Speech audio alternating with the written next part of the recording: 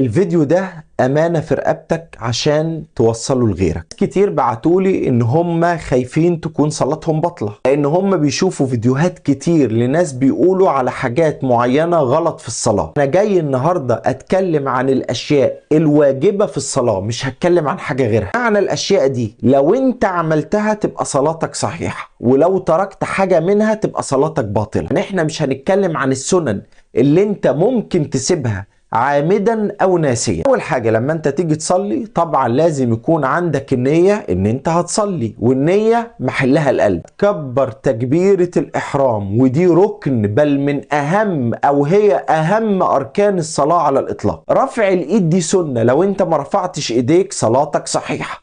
اهم حاجه تقول الله اكبر. كبرت دخلت الصلاه هتقرأ الفاتحة. عم والله أنا عارف إن في دعاء استفتاح وفي الاستعاذة، أنا بكلمك على الأركان عشان تبقى صلاتك صحيحة. فوق معايا بقى. بسملة آية من الفاتحة عند الإمام الشافعي، والإمام مالك قال هي مش آية من الفاتحة.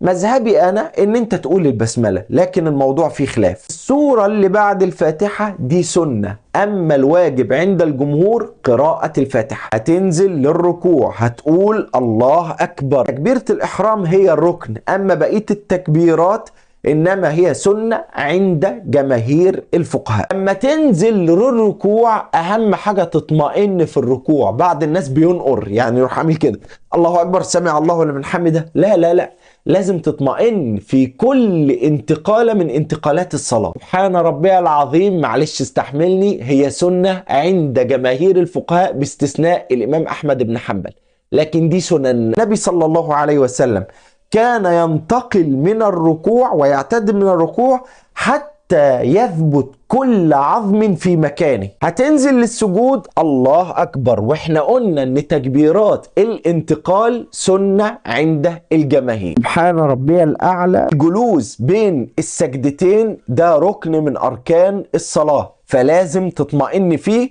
وطبعا هتسجد السجدة التانية. كده يبقى انت صليت ركعة كاملة من غير أي أخطاء. هتصلي طبعا ركعتين لو أنت في الفجر، 3 ركعات بنفس الطريقة لو أنت في المغرب، 4 ركعات في الصلوات الرباعية. التشهد الأوسط يا حبيبي إنما هو سنة عند الجماهير. هتيجي بقى في التشهد الأخير اللي هو فرض عند الجماهير، وهتقول التشهد الأخير. الفقهاء اختلفوا في الوقت بتاع رفع الصباع، ورفع الصباع ده سنة مش فرض. التحيات المباركات الصلوات الطيبات لله. السلام عليك أيها النبي ورحمة الله وبركاته. السلام علينا وعلى عباد الله الصالحين. أشهد أن لا إله إلا الله وأشهد أن